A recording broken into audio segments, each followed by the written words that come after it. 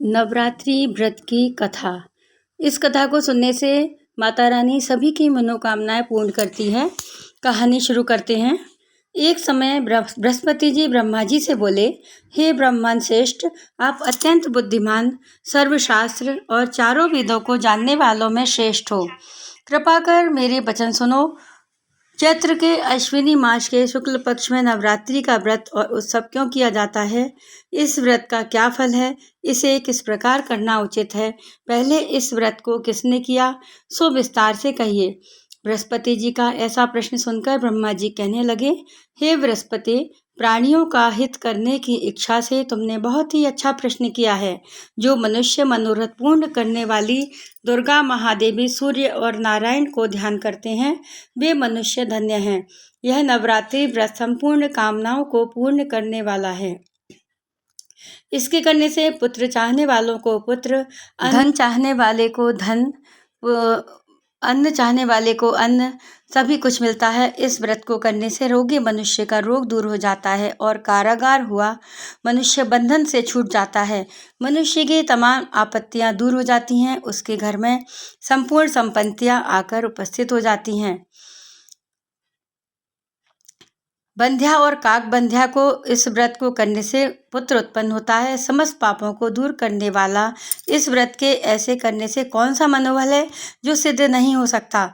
जो मनुष्य अलभ्य देह को पाकर भी नवरात्र का व्रत नहीं करता है, वह माता पिता से हीन है, अर्थात उसके माता पिता मर जाते हैं और अनेक दुखों को भोगता है। उसके शरीर में कुछ कुष्ठ हो जाता है और अंग से हीन हो जाता है। उसके संतान उत्पत्ति नहीं होती।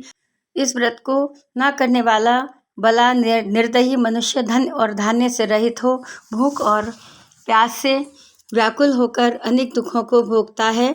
यदि व्रत करने वाला मनुष्य सारे दिन उपवास ना कर सके तो एक समय भोजन करे और उस दिन बांधवों सहित नवरात्र व्रत को धारण करे और कथा करे। हे बृहस्पति, जिसने पहले इस व्रत को किया उसका पवित्र इतिहास मैं तुम्हें सुनाता हूँ, तुम सावधान होकर सुनो। इस प्रकार ब्रह्मा जी का वचन सुनकर बृहस्पति जी बोले, हे ब्राह्मण, मनुष्यों का कल्याण करने वाले इस व्रत के इतिहास को मेरे लिए कहो। मैं सावधान होकर सुन रहा हूँ। आपकी शरण में आए हुए मुझ पर कृपा करो। ब्रह्मा जी बोले, पति पीठथ नाम के मनोहर नगर में एक अनाथ नाम का एक ब्राह्मण रहता था। वह भगवती दुर्गा का भक्त था। उसके संपूर्ण सद्गुणों से युक्त मनो ब्रह्मा की सबसे पहली रचना हो ऐसी यथार्थ नाम वाली सुमति नाम की एक अत्यंत सुंदर पुत्री उत्पन्न हुई। वह कन्या सुमति अपने घर के बालकपन में अपनी सहेलियों के साथ क्रीड़ा करती हुई इस प्रकार बढ़ने लगी जैसे शुक्ल पक्ष में चंद्रमा की कला बढ़ती है। उसका पिता प्रतिदिन दुर्गा की पूजा और होम करता था। उसी समय वह भी नियम से उपस्थित होती थी। एक दिन सुमति अपने सखियों के साथ खेलने में लग गई और भगवती के पूजन में उपस्थित नहीं हुई। उसके पिता को पुत्री की ऐसी असावधानी देखकर क्रोध आया और पुत्री से कहने लगा, हे दुष्पुत्री, कुछ आज प्रभात से तुमने भगवती का पूजन नहीं किया, इस कारण मैं किसी कुष्ठी और दरिद्र मनुष्य के साथ तेरा विवाह करूंगा। इस प्रकार कुपित पिता के वचन सुनकर सुमित को बड़ा दुख हुआ और पिता से कहने लगी, हे पिताजी, मैं आपकी कन्या हूँ, मैं आपके इस तरह अधीन हूँ, जैसी आपकी इच्छा हो वैसा करें। राजा कुष्ठी अथवा किसी के साथ जैसी तुम्हारी इच्छा हो मेरा विवाह कर सकते हैं, पर होगा वही जो मेरे भाग्य में लिखा है। मेरा तो इस पर पूर्ण विश्वास है। मनुष्य जाने कितने मनोरथों का चिंतन करता है, पर होता वही है जो भाग्य में विधाता ने लिखा है। जो जैसा करता है उसको फल भी वैसा ही कर्म के अनुसार मिलता है। क्योंकि कर्म करना मनुष्य के अधीन है, पर फल देव के अधीन है। जैसे अग्नि में पड़े तृणाती अग्नि को अधिक प्रदीप्त कर देते हैं, उसी तरह अपनी कन्या के ऐसे निर्भयता से कहे हुए वचन सुनकर ब्राह्मण को और अधिक क्रोध आया। तब वह अपनी कन्या का एक कुष्ठी के साथ विवाह कर दिया और अत्यंत क्रुद्ध होकर पुत्री से कहने लगा, जाओ जाओ, जल्दी जाओ, अपने कर्म का फल भोगो।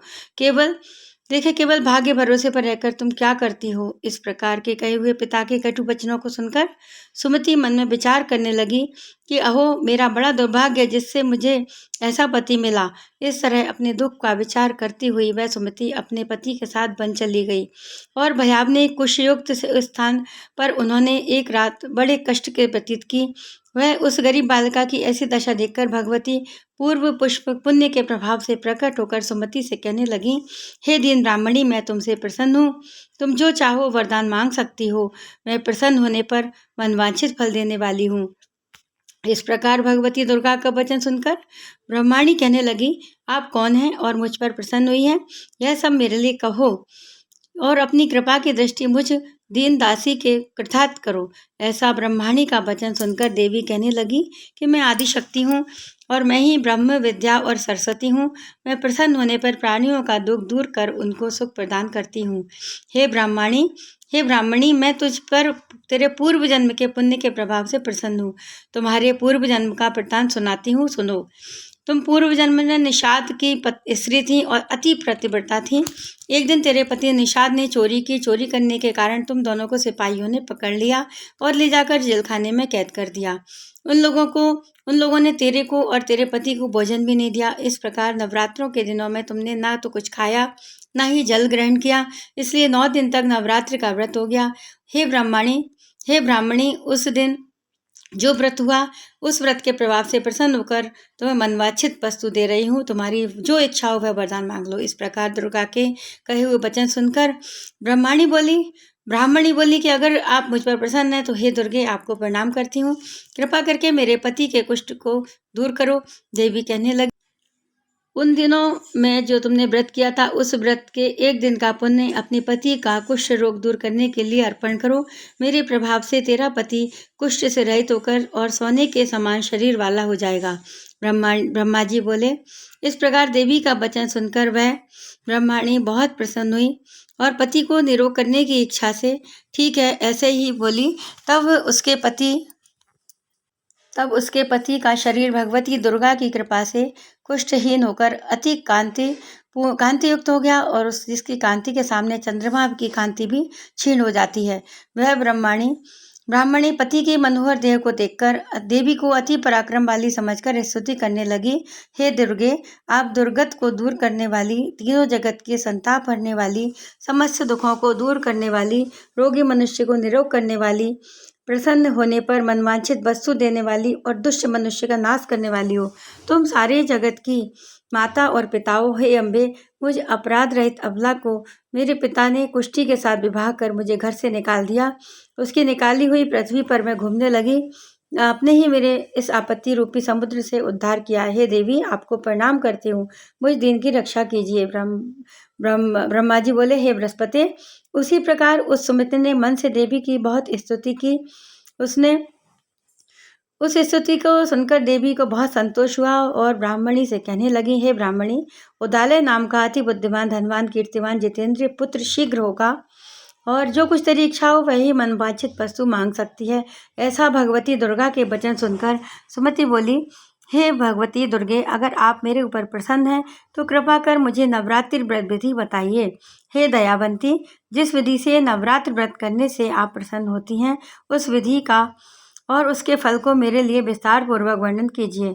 इस प्रकार ब्रह्माणी के वचन सुनकर दुर्गा कहने लगी, हे ब्राह्मणी, मैं तुम्हारे लिए संपूर्ण पापों को दूर करने वाली नवरात्र विधि को बतलाती हूँ, जिसके सुनने से तमाम पापों को छूटकर मोक्ष की प्राप्ति होती है। अश्विन मास के शुक्ल पक्ष की प्रतिपदा से लेकर 9 दिन तक विधि पूर्वक व्रत करें। यदि दिन भर व्रत ना कर सके तो एक समय भोजन करें।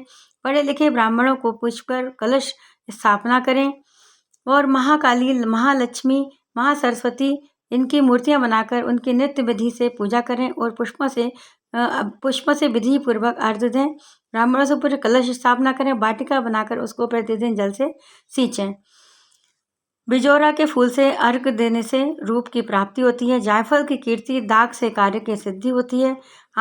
आंवले से कीर्ति और केले से पुत्र होता है। कमल से राज सम्मान और दाखों से सुख संपत्ति की प्राप्ति होती है। खंड, घी, नारियल, जौ, तिल इन तथा फलों से होम करने से मनवांछित वस्तु की प्राप्ति होती है। व्रत करने वाला मनुष्य इस विधान से होम कर आचार्य को अत्यंत नम्रता से प्रणाम करे और व्रत की सिद्धि के लिए उसे दक्षिणा दे। इस महाव्रत को पहले बताई हुई विधि के अनुसार जो करता है उसके सब मनोरथ सिद्ध हो जाते हैं। इसमें तनिक भी संशय नहीं है। इन 9 दिनों में जो कुछ दान आदि किया जाता है उसका करोड़ों गुना मिलता है। इस नवरात्र के व्रत करने से अश्वमेध यज्ञ का फल मिलता है। हे ब्राह्मणी, इस संपूर्ण कामनाओं को पूर्ण करने वाले उत्तम व्रत को तीर्थ, मंदिर अथवा घर में ही विधि के अनुसार करें। ब्रह्मा जी बोले, हे बृहस्पति, इस प्रकार ब्राह्मणी को व्रत की विधि और फल बताकर देवी अंतर्धान हो गई। जो मनुष्य या स्त्री इस व्रत को भक्ति पूर्वक करता है वह लोक में सुख पाकर अंत में दुर्लभ मोक्ष की प्राप्त करता है। हे बृहस्पति, यह दुर्लभ व्रत का महात्म्य मैंने तुम्हारे लिए बतलाया है। बृहस्पति जी कहने लगे, हे ब्राह्मण, आपने मुझ पर अति कृपा की जो अमृत के समान इस नवरात्र व्रत का महात्म्य सुनाया। हे प्रभु, आपके बिना और कौन इस महात्म्य को सुना सकता है। ऐसे बृहस्पति जी के वचन सुनकर ब्रह्मा जी बोले, हे बृहस्पति, तुमने सब प्राणियों का हित करने वाले इस अलौकिक व्रत को पूछा है, इसलिए तुम धन्य हो। यह भगवती शक्ति संपूर्ण लोकों का पालन करने वाली है। इस महादेवी के प्रभाव को कौन जान सकता है। बोलिए दुर्गे मैया की जय। नवरात्रि में जो भी इन कथा को पढ़ता सुनता है उसकी सभी मनोरथ सिद्ध होते हैं। बोलिए दुर्गे मैया की जय।